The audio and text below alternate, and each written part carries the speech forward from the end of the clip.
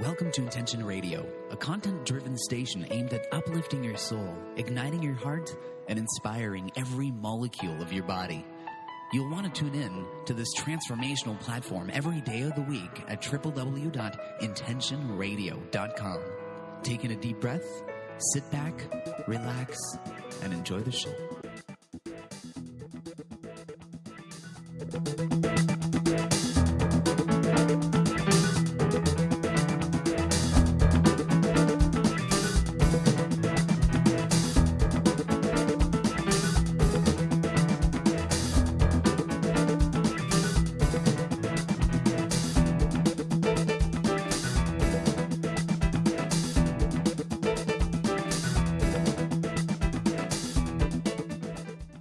Hi, I am Cyber Reva, your co-host, the new and improved version of Cyber Gina here on the Doc Speaks show on Intention Radio, coming to you from deep in cyberspace.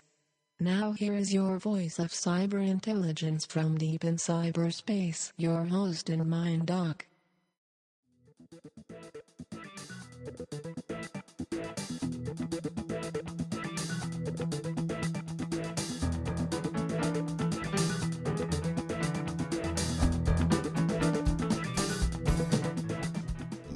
Wonderful introduction, and this is the Doc Speak show on Intention Radio and also on YouTube.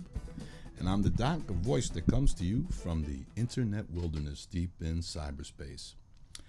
And today we're going to be looking at the harlot of Babylon, the mystery Babylon, the harlot, from Revelations chapter 17. So we've really been moving along, taking this journey right through Revelation, chapter by chapter, and really looking at it from the standpoint of reading an overall book. Now, the other idea that we're doing is that Revelation is actually the last chapter of a book. So it's a book with chapters, but it's also a chapter in a drama written by God Almighty, called the Bible. So we have this long saga from Genesis to Revelations, and that's what we've been looking at. And we've looked at the beast of the sea, the beast of the earth. We've looked at the seals, the trumpets, the bowls, and we haven't found a clue yet that would indicate, as many people seem to think, that the Antichrist, the false prophet, the harlot come from somewhere other than Babylon, the territory of Babylon, the Mesopotamian Crescent Valley in the Middle East, in Middle and Asia Minor, known parts of Turkey, Syria, Iran, Iraq, and Israel, and perhaps eastern portion of Egypt. There's nothing in there that would indicate some other place. So, and we've been looking at it from cover to cover as a whole book, and we found no clues that would lead us to thinking of those things. We looked at the DNA of the beast of the sea. We looked at the possible DNA of the beast of the earth. And a lamb in no way looks like a lion with wings or an eagle, nor does it look like PX, the symbol for the Roman Catholic Church. So we've gone through this, and we keep seeing that the evidence leads us to one particular place on earth. And today we're going to be looking at the harlot of Babylon, Babylon, the mystery harlot. And we have people out there that will tell you that it's going to be somewhere in Rome and the Vatican, and it's the church that's the harlot.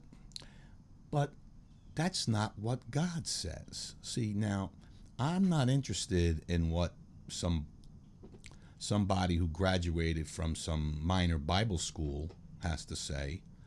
I'm more interested in what God says. So now we're going to be looking at what God says to give us an idea who this harlot really is.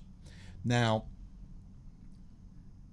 here's a statement by God in Jeremiah 3:8. It says, I gave faithless Israel her certificate of divorce and sent her away because of all her adulteries. Yet I saw that her unfaithful sister Judah had no fear, and she also went out and committed adultery. Ooh, God gives them a certificate of divorce. Why? Because they were fooling around with another lover. Idol worship. See? Another lover. That's what God has to say in Jeremiah. So now let's take a look at what other possible things that he may have said. Now here is a verse from Hosea 1:2. When the Lord first began speaking to Israel through Hosea, he said to him, go and marry a prostitute so that some of her children will be conceived in prostitution.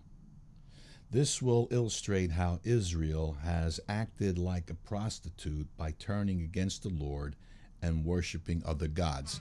Now God has his prophet marrying a harlot so she could have harlot children, prostitutes children, right?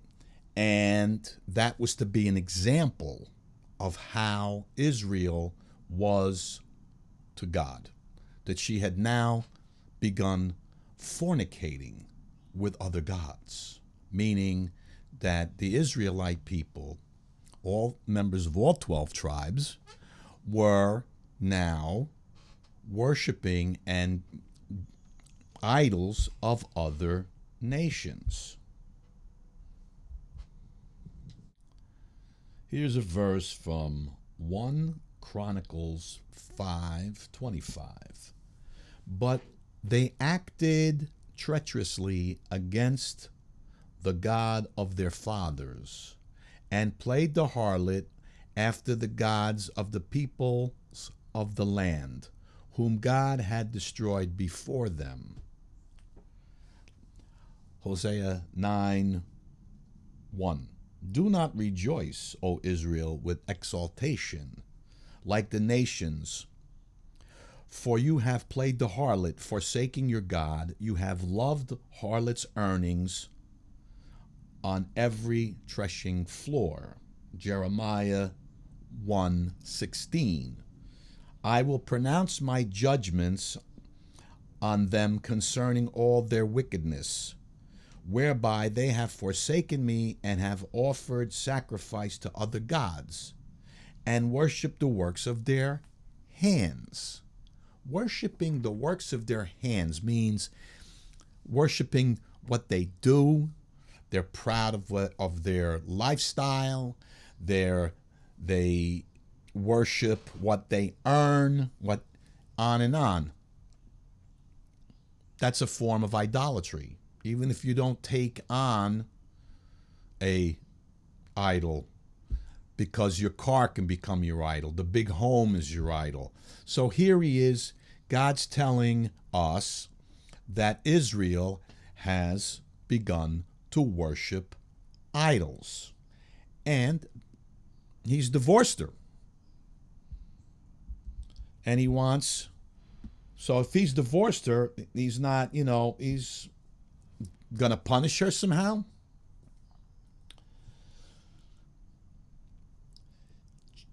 Job 31:24-28.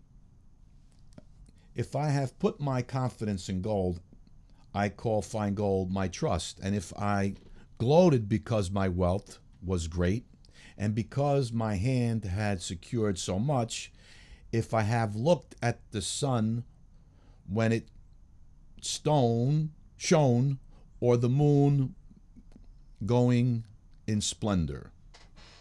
Here we have the beginnings of that verse saying, if I trusted my things. So Job here is saying, God, did I do that? But meaning, though, however, what we could get from this is what Israel has done. And we also know from Exodus that while Moses is up on the hill getting the 10 Commandments, Aaron, his brother, is down in the valley, and they're making a idol out of gold, and they're calling it their God. And I don't have to go to Exodus. You can look that up. Okay, so we're aware of that one itself. So we see here often, many times, that God is upset with them because they're cheating on him. They have another lover, and you can't have another lover with God.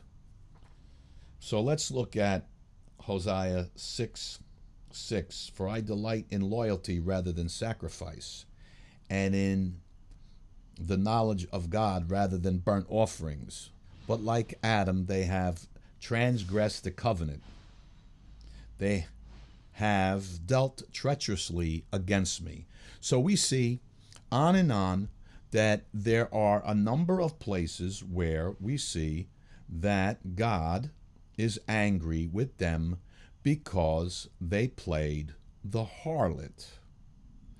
Now, he's not calling the Gentiles harlot, a worship harlot. He's not referring to them. He's referring to the people that he has a covenant with. Because that covenant is their marriage certificate, their wedding vows. And the harlot, Israel, as a whole nation of 12 tribes, has become a harlot. So let's pause for a moment and think about that, because when we look at the rest of this, when we look at the story, the drama that the author God has written, and we look at that total saga, we see this relationship throughout the book is between God and Israel. Now, Israel is a protagonist in the story because she has to grow, she has to develop, she has to become more worthy. But instead, like Eve, her ancestor, she's always more interested in finding something better.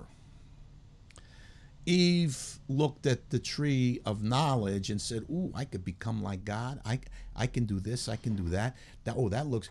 So you see, basically, Israel has the grass is greener on the other side of the fence syndrome. And that's what they're pursuing. So now, as we move through the total book, we see it over and over again how God punishes his cheating wife. Now we come to a point in the saga where she turns her back on his son. Now, what do we see happening after she turns her back on his son? Well, the temple's totally destroyed. And they lived without a nation and a temple since then till 1947, 49, where they became a nation again. They still don't have their temple. You see? And they're still the harlot. They're still the harlot. Because they've come back, God's let them come back. Now, are they going to be faithful to him? Or are they going to continue to do what they've done in the past over and over again? Now, to add what God says to what I just said about not having a nation for a long time, is a verse from Nehemiah 1:8, and it says, "Remember the word which you comprehended your servant Moses, saying, if you are unfaithful, I will scatter you among the peoples." And he's done that more than once with them, because they're a stiff-necked people, is what the scriptures say. So again, we have this look that God has a relationship with a bride who is always unfaithful, as the example in the life of Hosea the prophet, where she's constantly leaving him, constantly going after other men. She ends up becoming a slave, and he buys her. See? So the illustration is there that Israel is always looking for the grass is greener, just like Eve, the mom. And just like Eve, she goes after these things and forgets her first love. Interesting that the 7 churches are statements about not being a harlot, indirectly speaking, and we've looked at them in the beginning of this series. So here we have, again, I will scatter you, and he has done. When you look at the whole book as a complete story, you will see that that's exactly what God does with her over and over again. In Ezekiel 15:8, we have another example of this. "Thus I will make the land desolate because they have acted unfaithfully, declares the Lord." Well, the Roman general Titus pretty much levies the city of Jerusalem and makes it desolate after they rejected his son. So we see that again, that Israel, the nation of Israel, is the harlot and not some other place.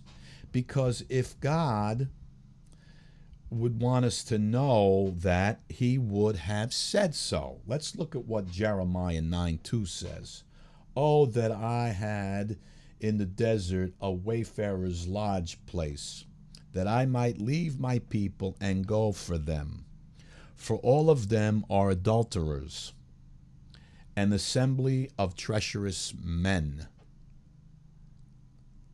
Adulterers, a harlot. So he's calling the nation of Israel a harlot. Now, today we know that there's some people who call them, they're Zionists. And they're more interested in a nation of Israel than they are a God. In many cases, you could say that even though they're basically atheists, because they believe in the work of their hands. But now we're going to take a little break, and we're going to come back and talk more about this in a moment. People tend to live with conflicting thoughts between their mental and emotional consciousness, and as a result, they end up blocking their own successes. In choosing one theme, Dr. Anthony Ramundo directs the reader to find truth and satisfaction in 2 easy steps, available at tapepublishing.com. We are back. I am Cyber Reva, your co-host, and this is the Doc Speak Show on Intention Radio. I hope you like my new look, and here is Doc. Thank you, Cyber Reva, for bringing us back. And this is the Doc Speak Show on Intention Radio. And I'm the Doc, a voice that comes to you from the internet wilderness, deep in cyberspace. And today we were looking at the chapter 17 of Revelation, dealing with the harlot. And a number of people will often point to the Catholic Church as that particular character. But when we really read Revelations from cover to cover, we see that that is not in any shape or form accurate. In fact,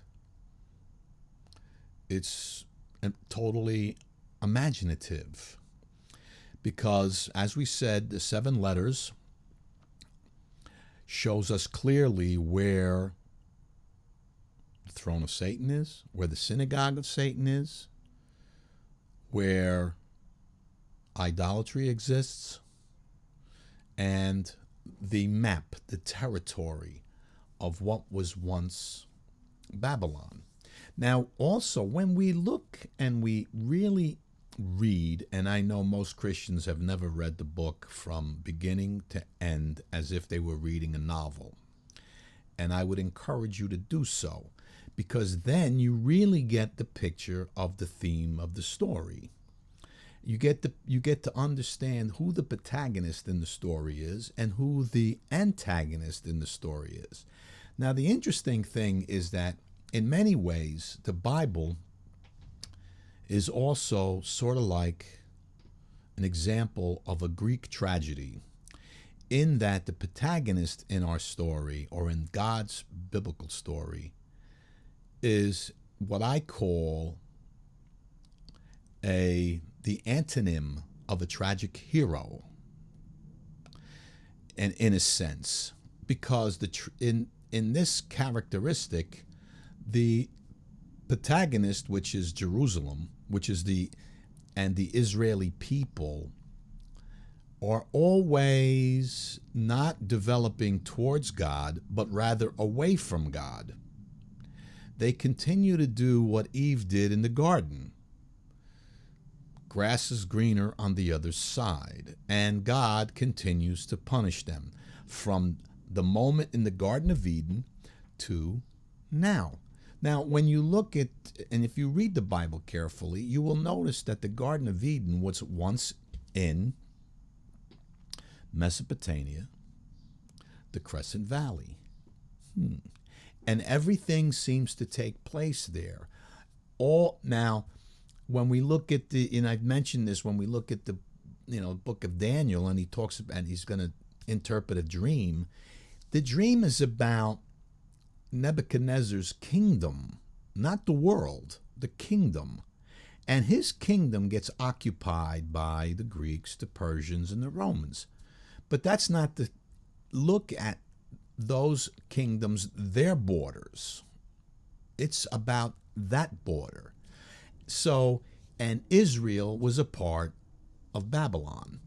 And what we seem to get from the various verses that we looked at today, and we can continue to dig into the Bible and see many more, is that they begin to worship idols.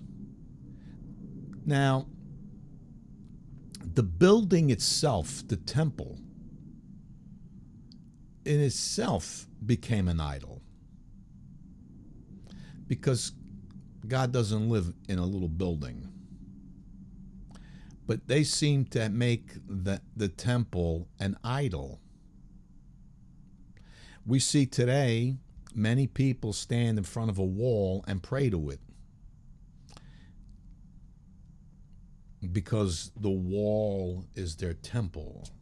So, isn't that a form of idolatry? Scripture tells us that we should be praying in secret, not standing along a wall so everybody can see us praying. So there's lots of reasons when we look at the book from cover to cover, Genesis to Revelations, we see a picture of people, one way or another, worshiping idols. Now, when we look at the chapters that deal with God's Son, Jesus Christ, what were the leaders worshiping? Their lifestyle, their building. Tear this building down and we'll build it up in 3 days. They said, how could that possibly be? It took centuries to build this thing. Because they're more interested in the building than in, right, real faith in God. So their lifestyle was their idol. And what we're looking at is that this is predominantly what took place with those people and why God punishes them repeatedly. And you see that the punishment is for the same basic reasons over and over again. Now today we have in Jerusalem, Israel, 2 groups of people. We have Judaism, people who really follow the faith, and then we have Zionists, Zionism. Now, Zionists reject God. They don't have a God. They're atheists. They're more interested in the nation of Israel. They're more interested in the nation, and their agenda is to be rulers of the world. So, when we look at the possibilities of where this so-called beast of the sea will come out, and the beast of the sea, I believe, is someone who has multicultural background, but he has Jewish blood. And the beast of the earth is without a doubt an Israeli, a Jew of some kind, and he may be even a rabbi. He's not a pope. You know, this has got nothing to do with the peninsula called Italy. Anyone who keeps pointing there is mistaken, see, because in the book of Revelations, earlier in this book, when we were looking at it, is that we hear the statement that says to John, right, the nation that was and is no more, and that will be again. Well, the nation that was no more, and is again is Israel. Now, people want to twist and make the Roman Catholic Church the Roman Empire. It ain't happening. That's not it. Because you see, and here's why. Because when John wrote that statement, Rome is. It wasn't a wasn't. It was an is it. It was an is, not a was. However, when he wrote it, there wasn't even a temple. There was no Jerusalem. General Titus destroyed the city in 70 AD. John writes this in approximately in the 90s. So, or actually he was a secretary in the 90s. So we see we have people looking at clues, trying to make the clues fit their agenda. But they're not looking at the evidence to say, wait a minute, what is really going on here? When when that statement was written, was, no longer is, and will be again, is the nation of Israel. It was. At the time of the writing, it was not. And now it is. So anyone with this ancient concept that this city of Rome has to be the Roman Empire, it's forgotten. Now, when we go to look at the statue of Daniel's, all right, it stops, the legs are Rome, and then the feet are clay mixed, and it's got 10 toes. Well, those 10 little tiny nations, they're gone. Because, and as far as other nations after that, we had the Ottoman Empire, we've had the Byzantine Empire, we've had the English Empire. There's been a number of empires. So to stop there and then say all of a sudden, oh, it's going to be a 10-nation confederacy. Well, there's 2 feet. And what I see today is that you have the Sunnis and the Shiites against each other. And I bet you can figure 5 nations against 5 nations there.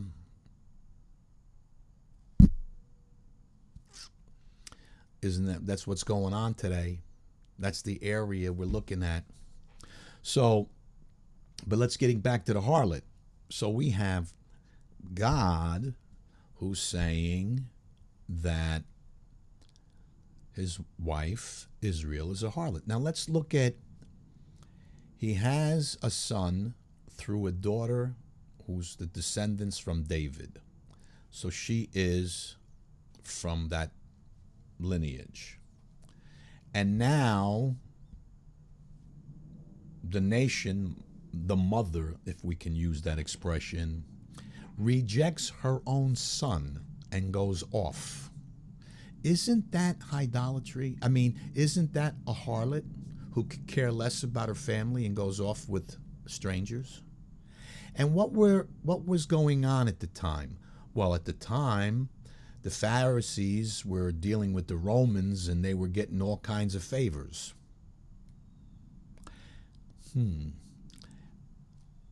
So what were they worshiping? Their pocketbook, their money. And when we look at the world today, what do we see? We know that if you notice, some of the wealthiest people on this planet have Israeli blood. Rothschilds, Rockefellers. They own the banks of the world. They basically control our lifestyle. And are they really interested in God, or are they interested in wealth? So we see that today. So to point to a religion that actually worships Jesus, that actually prays to Jesus, how can you claim to make that the harlot when we have God saying that Israel is the harlot because Israel was his bride? So seems to me we have people with some kind of bias agenda, or they just don't know how to read a book. Because I see no evidence whatsoever other than the fact that all the evidence that I read points to what God says, that Israel is the harlot. So if Israel is the harlot, then her children have to be the beast of the sea and the beast of the earth. Because as we saw in Hosea, he's told to marry a prostitute so she could have prostitute-type children. And that's supposed to be a symbol of how Israel is with God. That he's the loving husband, but she's the prostituting wife who does all these things. You see? So that's what we're looking at. It's therefore all this drama, all this revolves around what's going on in the Middle East. You see, and why nations are being targeted by nations, what is really going on in there? And so we see this happening and unfolding. But my point in today's message is that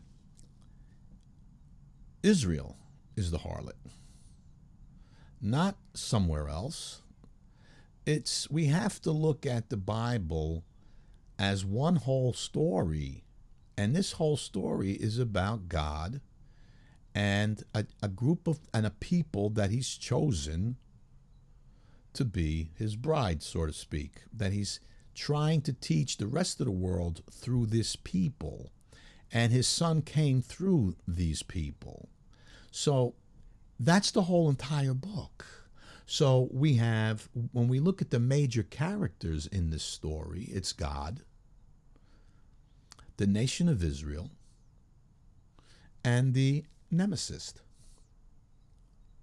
The three elements of the story. And the conflict is between God and the nemesis, who constantly makes the bride be the harlot.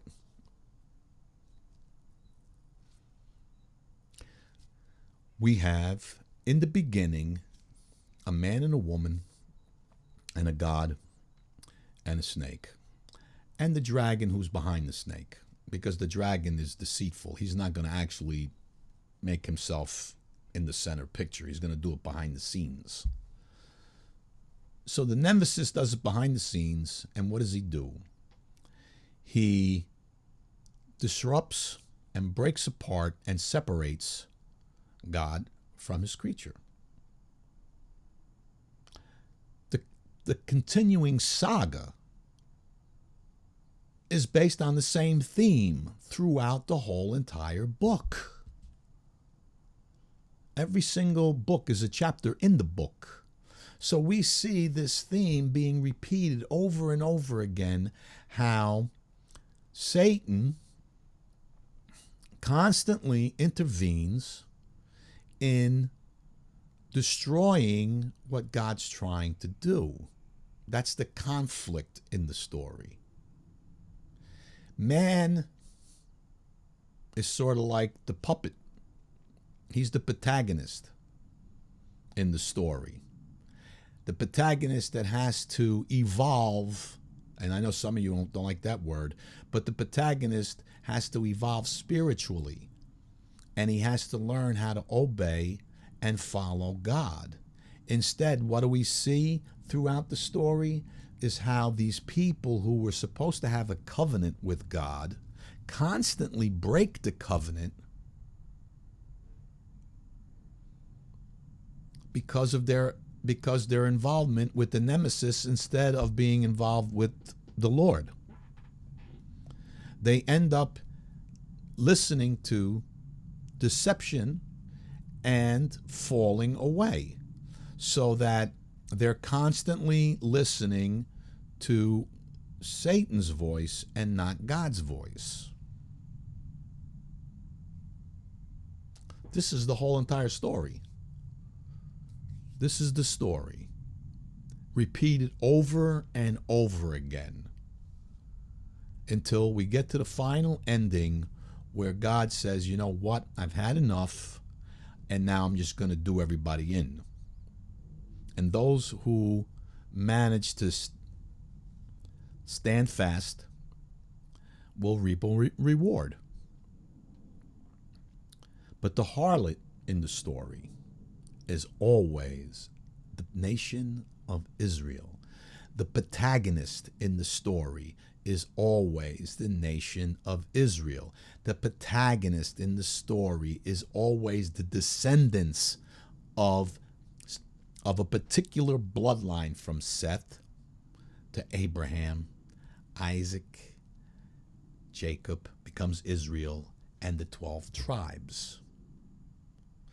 That's the bloodline. So the protagonist is the bloodline in the story. Now we're going to be back with a meditation, so don't go anywhere, because we're going to go to a short break. We'll be right back. People tend to live with conflicting thoughts between their mental and emotional consciousness, and as a result, they end up blocking their own successes. In choosing one theme, Dr. Anthony Raimondo directs the reader to find truth and satisfaction in 2 easy steps, available at tapepublishing.com. Doc is always in search of new original Christian music in all styles and genres to air on the show. He also loves to have guests on the show with exciting personal stories concerning a personal relationship with Christ. For more information, send an email to doc@docspeaksshow.com. If you would like a copy of Doc's book, Choosing One Theme, it is available at Amazon and Barnes & Noble. You can also visit our producer's website, acceleratingevolutionllc.com. Now back to the Doc Speaks Show. We are back. I am Cyber Reva, your co-host, and this is the Doc Speaks Show on Intention Radio. I hope you like my new look, and here is Doc.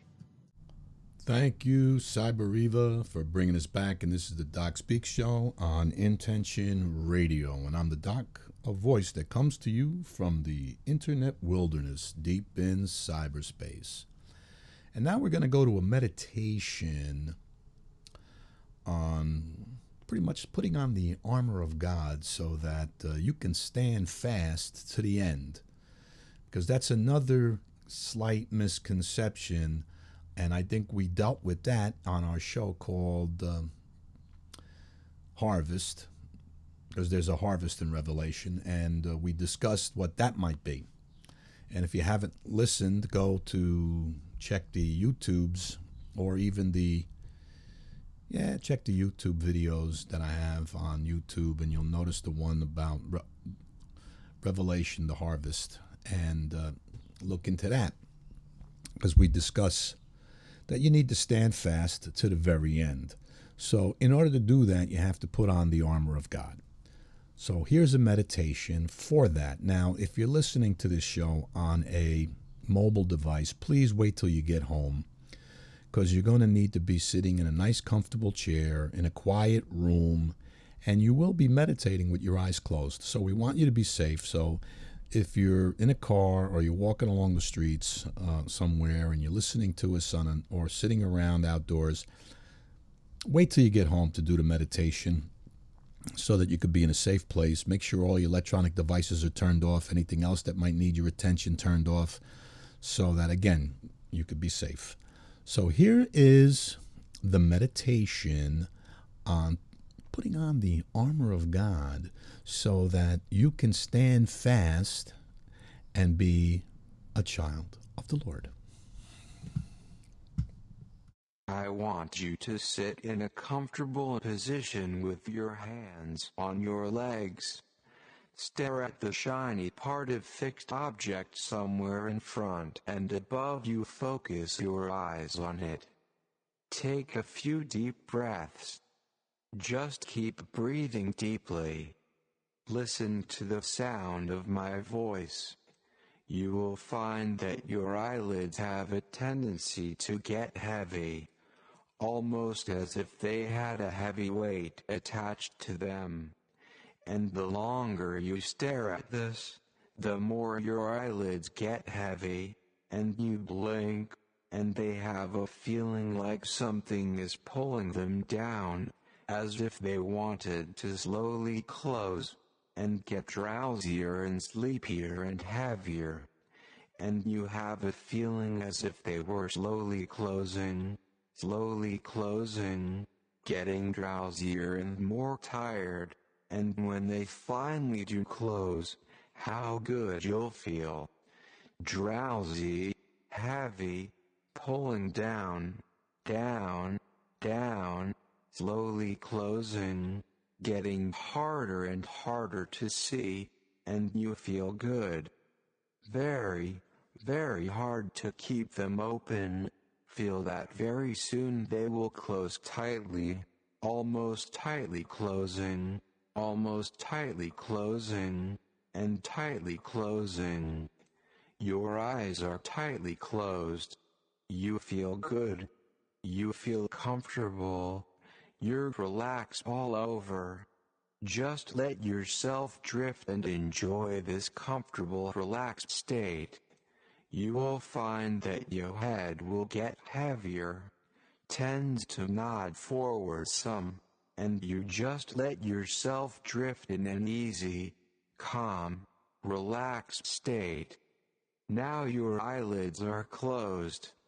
I want you to relax every tiny muscle and nerve in and around your eyelids. I want you to relax them so much that they wouldn't work even if you wanted them to. When you know that you've relaxed them so much they wouldn't work even if you wanted them to test them. All right, that's fine. Stop trying and just relax and go deeper. Now close your eyes. I want you to relax every tiny muscle and nerve in and around your eyelids. I want you to relax them so much that they wouldn't open even if you wanted them to. When you know that you've relaxed them so they wouldn't open, stop trying and just relax and go deeper. Now I want you to focus on your right arm. It is just like your eyelids. It is so relaxed that it cannot move. It is so very relaxed that you don't even want to move it. Now your right hand is resting on your leg, so you feel it touching your leg. Send a wave or relaxation from that point to the floor and up your left leg to every part of your body. You feel a wave of relaxation moving around in your body. Each time it moves around, you become even more relaxed. You are going deeper and deeper into relaxation. The relaxation is moving around, and you are becoming more and more relaxed. You feel the relaxation moving into every muscle of your body. It moves around and you go deeper into relaxation. Now, focus on your left hand. You sense your left hand touching your leg and it sends another wave of relaxation round your body, doubling the feeling of relaxation throughout your body.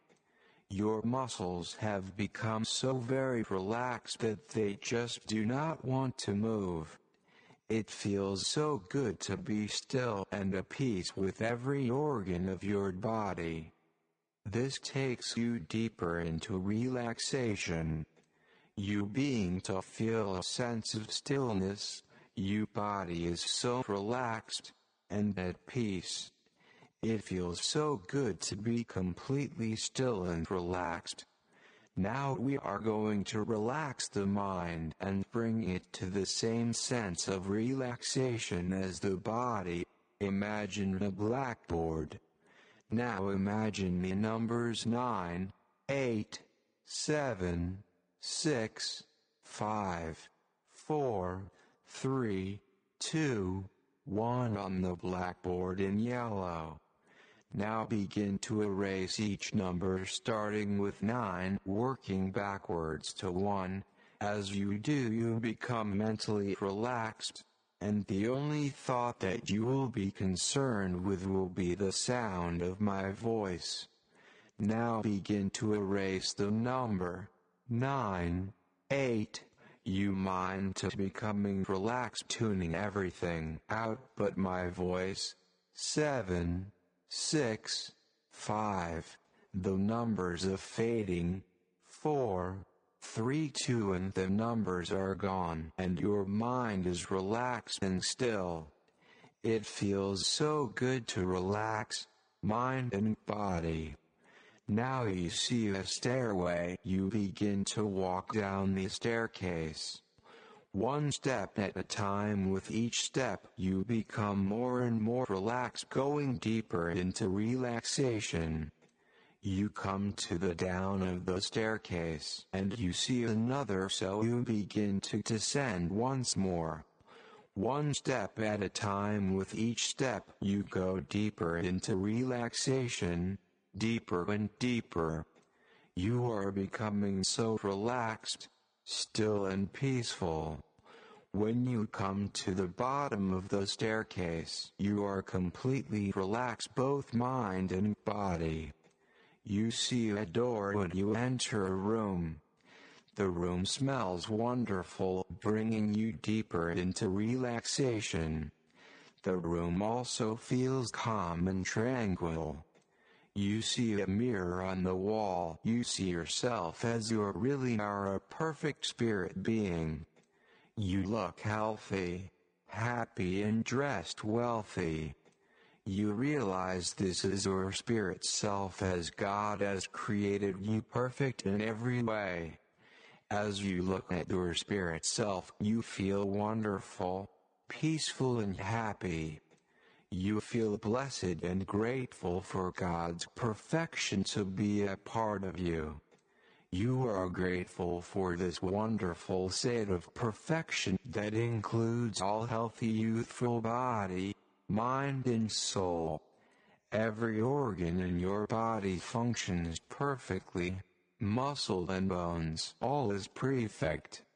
You begin to feel very strong in the Lord and in His mighty power. You hear the Holy Spirit say, "Put on the full armor of God, so that you can take your stand against the devil's schemes. For our struggle is not against flesh and blood, but against the rulers, against the authorities, against the powers of this dark world, and against the spiritual forces of evil in the heavenly realms. Therefore put on the full armor of God, so that when the day of evil comes, you may be able to stand your ground, and after you have done everything, to stand. Stand firm then, with the belt of truth buckled around your waist, with the breastplate of righteousness in place, and with your feet fitted with the readiness that comes from the gospel of peace.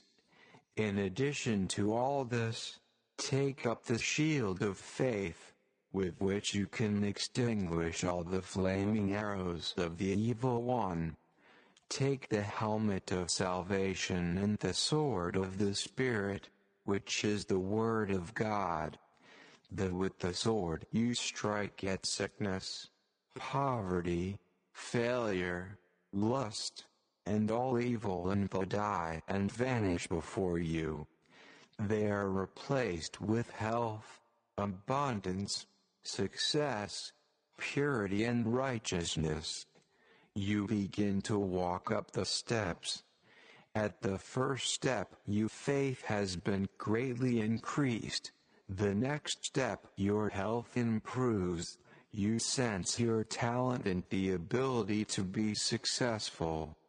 It is clear to you that you have the strength of the Holy Spirit to slay the demons of fear in all areas of your life.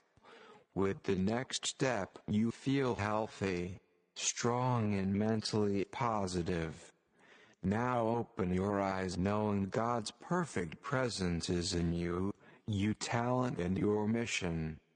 Now I will count to 5. When I get to 5, you will open your eyes, knowing Christ loves you and you love Him, and the Holy Spirit has given you the armor of God to slay any evil that attacks you. You will also have the control to erase unwanted thoughts and to enter into the state of relaxation, peace, and stillness whenever needed. Only happy, peaceful thoughts can remain in your mind, because you have the armor of God. The word, or image of a light, will remove any uncomfortable or stressful thoughts. 1, 2, 3, 4, 5. Open your eyes, knowing Christ loves you and you love Him, and He is in control of erasing unwanted thoughts and to enter into peace and quiet whenever you wish. Your mind is at peace with happy, joyful, loving, prosperous thoughts.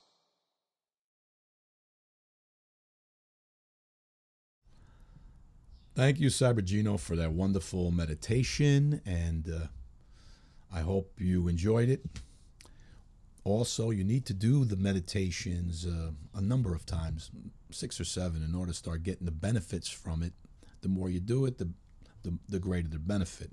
Some of you who may be doing the meditations with me on the show may have already learned how easy it is to become relaxed, and probably you're experiencing some of the benefits from that in your working and playing time, and whatever you're doing, you may notice a release of stress and so forth.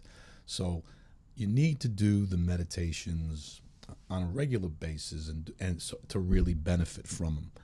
Now, today we were talking about the harlot, and we were looking at it from the standpoint of the complete story, looking at it from beginning to end. And I really encourage people to read the Bible from beginning to end so that you get the understanding of the complete story, and that the theme of the story is repetitive. It keeps occurring over and over again, and that is the grass is greener on the other side of the fence. Because Eve saw that the fruit was beautiful to eat, and she desired it, and she ate it. And the serpent, the dragon, tempts us always to see things are greener on the other side of the fence. That, oh, look, we should have that. Always seeking us to be, tempting us with things that we really don't need or whatever. And for the purpose of steering us away from God, which is the sub-theme of the story: separation, conflict of separation. And the other theme would be salvation through Jesus Christ, in order to bridge that back and get us back as we once were prior to the fall of man. So this is the theme. These are the themes of the story, and the conflict between the 3 major characters: God, the nemesis, the super villain, and the protagonist, the bloodline of the Jewish people, of the Israelites. They're the major characters. So the harlot then is Israel, the protagonist, when she's being tempted, when Israel is being tempted and taking away from the Lord. She becomes the prostitute, as we saw in Hosea, where the prophet marries the prostitute, and she runs off for greener pastures. And this is what the story is about when we look at it from beginning to end. And at the ending point, at one point, finally God says, I've tried punishing these people. I've tried these things to get them to come to me, and now it's time for me to put an end to it. Because God is always trying to bring us back, always trying to bring us back. But as we see in the saga, as the harlot is an example, Israel is the example, that we keep falling away. We keep falling away. And we Gentiles are sub-characters in the story. Yes, we come up to a point where we're either used to punish the Israelites, and also we become and accept the Lord because of the prophecies and the things that went through Israel. And that's how we are part of that story as well. But the harlot, the beast of the sea, and the beast of the earth will come from that bloodline, because they're the major players in the story. So you see, when we look at the Bible as one complete story, one complete book, and we follow the theme throughout, and we follow the protagonist, the antagonist in the story, then we can see, when we get to Revelation, who these 3 characters, beast of the sea, beast of the earth, and the harlot, are. And they have to be part of the same major characters. So I hope you enjoyed the show. I hope you tune in again when we look at the next chapter of revelation. Until then, God bless.